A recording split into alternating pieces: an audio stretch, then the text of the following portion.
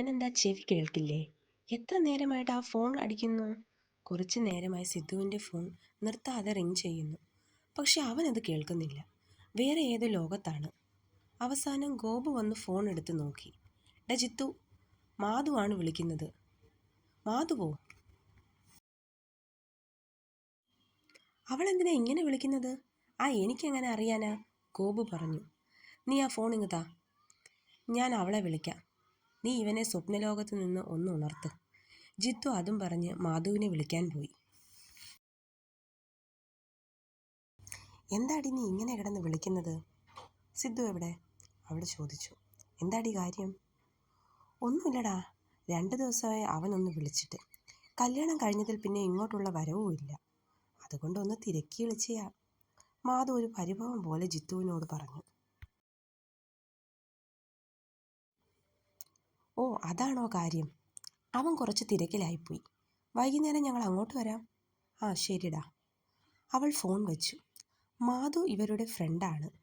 ഇനി ഈ ഫ്രണ്ട്ഷിപ്പ് കൂട്ടിൽ മാധു എങ്ങനെ വന്നു പെട്ടു എന്നൊക്കെ വഴിയേ പറയാം.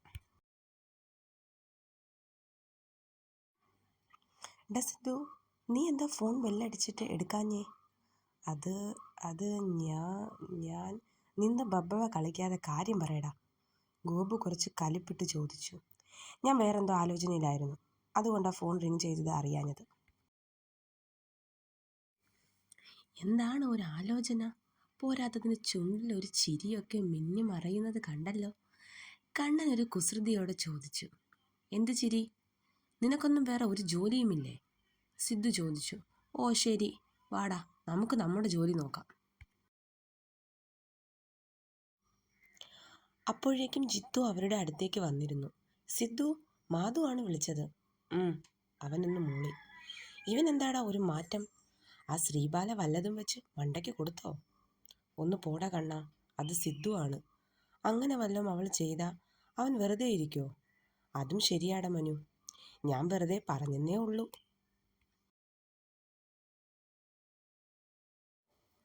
ഉച്ചയ്ക്ക് ബാല കഴിക്കാൻ ഭക്ഷണമൊന്നും കൊണ്ടുവന്നിട്ടില്ലായിരുന്നു. അതുകൊണ്ട് തന്നെ അവർ മൂന്നാളും കൂടി ക്യാൻറ്റീനിലേക്ക് പോയി. ഫുഡ് കഴിച്ചു കഴിഞ്ഞ് മൂവരും കൂടി ഇരുന്ന് സംസാരിക്കുമ്പോഴാണ് ശാലിനിയും കൂട്ടരും അങ്ങോട്ട് വന്നത്. എന്താണ് ശ്രീബാല, കുറച്ച് ദിവസമായല്ലോ കോളേജിൽ വന്നിട്ട്? എവിടെയായിരുന്നു? ഇവൾ എവിടെ പോയാലും നിനക്കെന്താ? ആവണിയാണ് ചോദിച്ചത്. എനിക്കെന്താ, പിന്നെ നമ്മളൊക്കെ ക്ലാസ്മേറ്റ്സ് അല്ലേ, അപ്പോൾ തിരക്കേണ്ടേ? ഒരു പുച്ഛത്തോടെയാണ് ശാലിനി അത് പറഞ്ഞത്. ഓഹോ, അപ്പോൾ തിരക്കാൻ ഇറങ്ങിയതാണോ? ശിവാനി ചോദിച്ചു. നീയും ആ റൗഡി സിദ്ധാർത്ഥുമായിട്ട് എന്താ ഇടപാട്? ഇന്ന് നീ അയാളുടെ ബൈക്കിൽ വരുന്നത് ഞാൻ കണ്ടിരുന്നു. ബാല ശാലിനി പറഞ്ഞത് കേട്ടൊന്ന് ഞെട്ടി. ഇവളെങ്ങനെ ഇത് കണ്ട്? ഞങ്ങൾ തമ്മിൽ എന്ത് ഇടപാടായാലും നിനക്കെന്താ? നീ നിന്റെ കാര്യം നോക്കിപ്പോ, ബാല പറഞ്ഞു. എനിക്കെന്താ നീ എങ്ങനെ പോയാലും? അല്ലെങ്കിലും നിനക്ക് അയാളെപ്പോലെയുള്ള റൗഡിയാണ് ശരിക്കും ചേരുന്നത്. ശാലിനി അതും പറഞ്ഞ് നടന്നു. ബാലേ, നിന്നെ രാവിലെ സിദ്ധുവേട്ടനാണോ കൊണ്ടുവന്നത്? ശിവാനി ചോദിച്ചു. അതെ, പക്ഷെ ഇതെങ്ങനെ അവൾ കണ്ടുവെന്നാ ഞാൻ ആലോചിച്ചേ. അതെന്തെങ്കിലും ആവട്ടെ, ബാല പറഞ്ഞു. നിങ്ങൾ തമ്മിലുള്ള ബന്ധം എന്താണെന്നൊന്നും അവൾക്ക് മനസ്സിലായിട്ടില്ല. അതുകൊണ്ട് കുഴപ്പമൊന്നുമില്ല. വാ, ക്ലാസ്സിലേക്ക് പോവാം നമുക്ക്, ആവണി പറഞ്ഞു. ക്ലാസ് കഴിഞ്ഞ് 3 പേരും ഒന്നിച്ചാണ് ഇറങ്ങിയത്. ശിവാനി എന്നാൽ അവിടെ നിന്നും സൂപ്പർ മാർക്കറ്റിലേക്ക് പോയി. ആവണിയും ബാലയും ബസ് സ്റ്റാൻഡിലേക്കും പോയി. ബസ് ഇറങ്ങി നടന്നു വരുന്ന ബാലയെ സിദ്ധു കണ്ടിരുന്നു. അവനും ഫ്രണ്ട്സും കവലയിൽ തന്നെ ഉണ്ടായിരുന്നു. അവിടെ വെച്ച് അവനോട് സംസാരിക്കാൻ അവളും പോയില്ല. അവനും. നിന്റെ ഭാര്യയല്ലേ ആ പോണത്? ഗോപു ചോദിച്ചു. സിദ്ധു ഒന്ന് മൂളി. അല്ല, നിങ്ങൾ രണ്ടുപേരുടെയും ഈ പോക്ക് കണ്ടിട്ട് പരസ്പരം അറിയാത്തവരെ പോലെ തോന്നുന്നു. അതുകൊണ്ട് ഞാൻ ചോദിച്ചയാ, ഗോപു ഒരു കളിയാക്കൽ പോലെ പറഞ്ഞു. വീട്ടിലെത്തി ബാല ഫ്രഷായിട്ട് ബാക്കി വീട്ടുജോലികളിലേക്കും കടന്നു. വൈകുന്നേരം വിളക്ക് വെച്ചു. നൈറ്റ് കഴിക്കാൻ വേണ്ടി ചോറും തോരനും ഒരു കറിയും തയ്യാറാക്കി വെച്ചു. എന്നിട്ടിരുന്ന് പഠിച്ചു.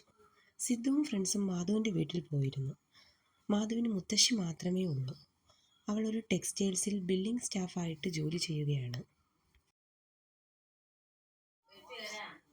അവളുടെ അമ്മ അവളുടെ ചെറുപ്പത്തിൽ തന്നെ മരിച്ചു. പിന്നെ അവളെ വളർത്തിയത് അച്ഛനാണ്. എന്നാൽ കുറച്ച് വർഷങ്ങൾക്ക് മുമ്പ് അച്ഛനും അവളെ തനിച്ചാക്കി പോയി. അതും ഒരു ആത്മഹത്യാ ശ്രമത്തിലൂടെ.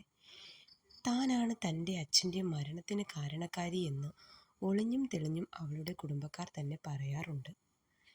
നിങ്ങൾക്ക് ആഹാരം എടുക്കട്ടെ? മാധുവാണ് ചോദിച്ചത്.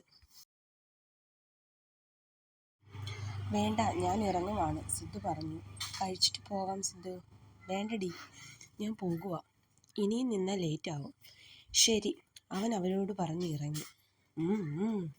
അവൻ കഴിക്കാതെ പോയത് എന്താണെന്നറിയോ? ശ്രീബാല കാത്തിരിക്കും. അവന് ഫുഡും റെഡിയാക്കി, കണ്ണം പറഞ്ഞു. അവന് ചെറിയ മാറ്റം തോന്നുന്നു ബാല വന്നതിൽ പിന്നെ. അല്ലേടെ ജിത്തു? ശരിയാടാ, അതെനിക്കും തോന്നി. അവൾ ഉള്ളത് കൊണ്ടാണ് അവനിപ്പോൾ നേരത്തെ വീട്ടിൽ പോണത് തന്നെ. അല്ലെങ്കിൽ പാതിരാത്രി 4 കാലിലാവും പോണത്.